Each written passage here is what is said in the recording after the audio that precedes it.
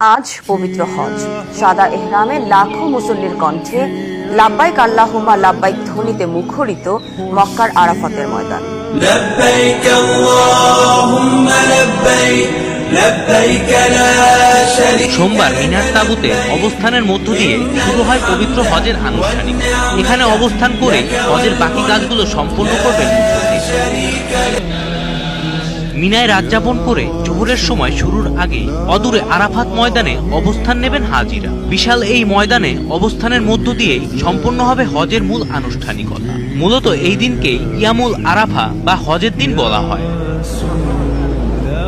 এবছর হজের খুতবা দেবেন মসজিদে নববীর প্রধান ইমাম ও খতিব শায়েখ আলী বিন আব্দুল রহমান আলী হুজাইফি। খুতবা শেষে সেখানে একসঙ্গে জোহর ও আসরের নামাজ আদায় করবেন হাজিরা। সূর্যাস্ত পর্যন্ত অবস্থান শেষে মিনার তাঁবুতে ফেরার পথে মুজদালিফিয়ায় রাত কাটাবেন খোলা আকাশের নিচে।